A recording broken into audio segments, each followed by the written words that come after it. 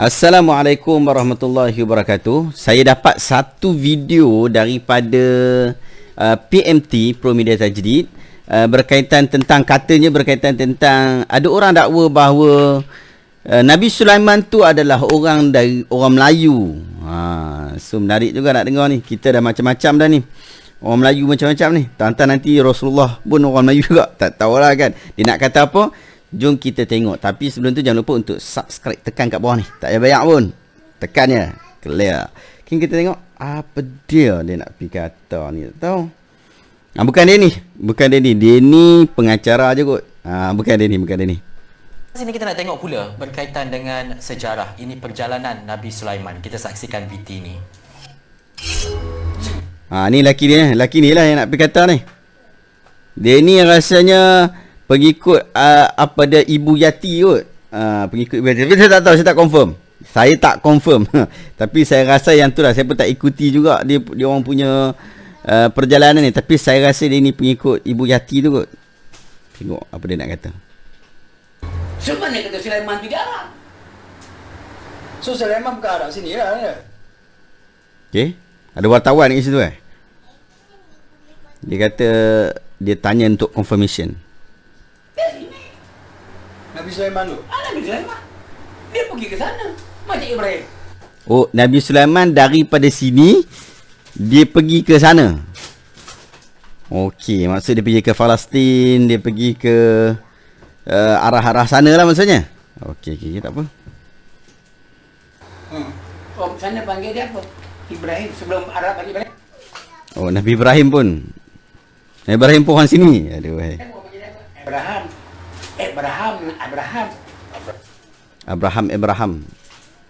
Tu bukan bahasa Arab ke? Bukan. Nabi Ibrahim bukan orang Arab kan? Tapi dia kata orang Melayu, tak tahu. So, dari sini dia pergi mana? Sampai dia orang panggil dia Raja Wikrama. Bawah. So, dulu dalam Kaabah ada gantung talam-talam kan? Sekarang mana pergi? Tak ada. Kosong je batu dah buat mamat. Siapa yang gantung? 30 tahun dulu aku dedahkan. Dakwahnya Datuk, Nabi Sulaiman dan juga Nabi Ibrahim adalah... Okey. Tadi tu video daripada kawan tadi ni. Katanya dia ni bekas pensyarah sejarah. Bekas pensyarah sejarah tau. Bukannya main-main tau. Sejarah. Tak tahu sejarah apa. Tapi bekas lah. Tak tahu. Dia tak mengajar naskah.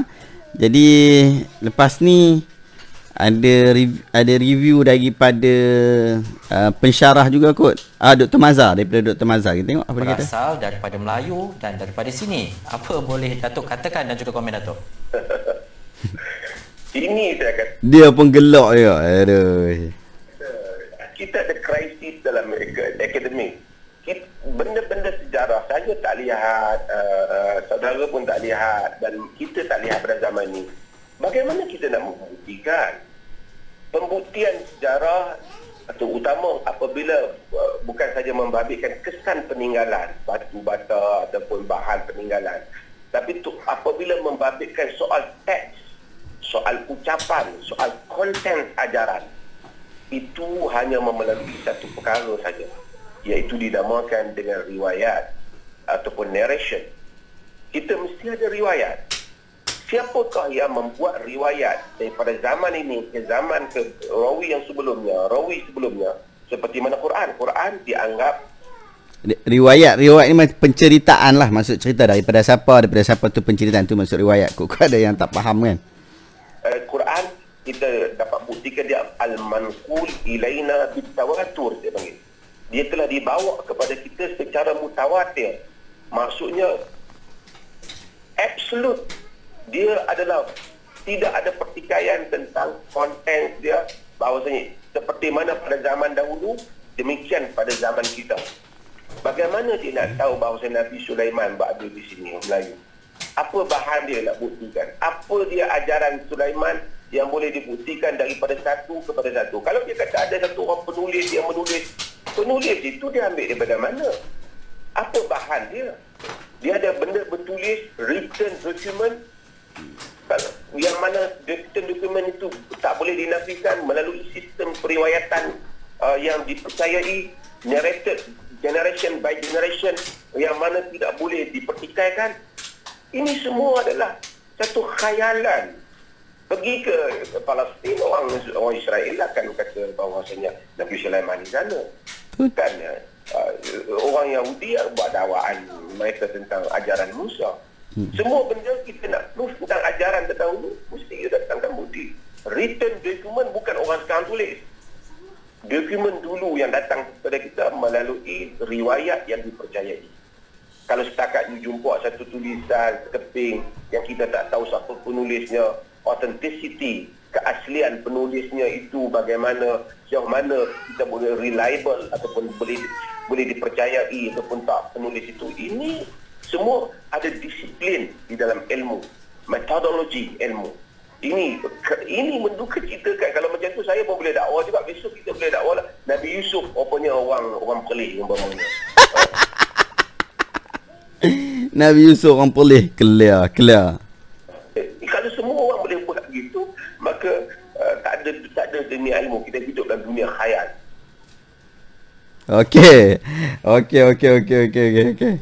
Okey, cerita dia macam tu. Tapi yang paling best daripada legend sekali, Nabi Yusuf orang pelih. So dia ada dua dakwaan kat sini. Yang pertama, satu dia kata Nabi Sulaiman asal daripada Melayu. Jadi pensyarah ni, jadi mufti perlih ni dia pergi jelaskan bahawa dia kata benda ni kalau semua orang dakwa memang dakwaan saja, tapi cuma kalau kata ada orang tulis sebut tentang tu, kena check pula siapa yang tulis tu. Yang tulis tu duduk zaman bila, authenticity macam tu lah, ketulinan tu dipertikaikan. Takat kita yang tulis tentang mak tok kita pun kita tak jumpa, macam mana kita boleh sebut tentang benda tu? Mesti kita dengar daripada mak kita, daripada pak kita, betul tak? Tapi kalau pak kita, mak kita pun mati awal, kita tak jumpa mak pak kita, tiba-tiba kita boleh bagi tahu ini adalah daripada tok kita. Tu orang tanyalah, ambil kat mana? Macam tu lah kes dia ni. Dia pergi kata bahawa Nabi Sulaiman, Nabi Ibrahim ni asal pada Melayu, daripada tanah Melayu ni.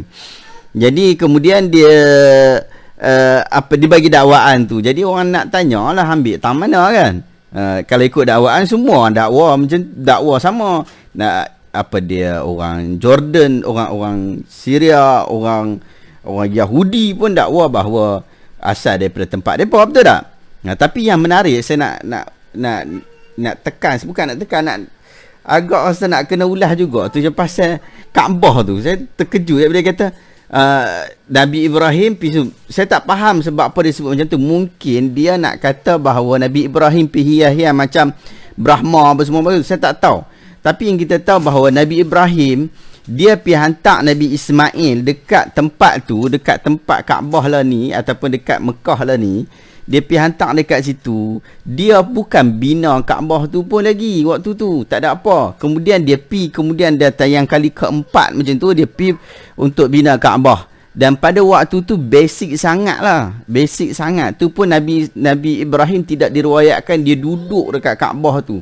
Dia cuma pergi melawat saja. Kemudian dia pergi patah balik dan sebagainya. Dia ada urusan dan sebagainya. Sebab dia punya pusat adalah di Palestin. Tapi mungkin pensyarah ni dia ada versi yang berbeza, versi yang lain sikit lah. Confirmnya versi lain sikit. Mungkin dia duduk kat Gunung Jerai ke apa kan, kita tak tahulah. Tapi cuma pemikiran-pemikiran macam ni, yang kerja duduk dakwa orang tu, dakwa orang ni, asal sana asal sini ni, yang memang dakwa saja, maksud tak ada bukti semua ni, dia macam budak-budak tu. Kata ni aku punya, bukan dia punya. Ni aku punya, tak, bukan aku punya. Tapi nak kata, nak bagi bangga dia tu, dia kata macam tu. Tapi ingat, benda macam ni kena perhalusi balik lah. Jadi netizen tu dengar sajalah no. Kadang-kadang gelak je lah, macam tadi Mufti pun gelak juga. Okey, takat itu saja kita punya review yang tak adalah bertambah ilmu sangat ni pun, tapi just nak sembang saja. Moga-moga ada manfaatnya. Assalamualaikum warahmatullahi wabarakatuh.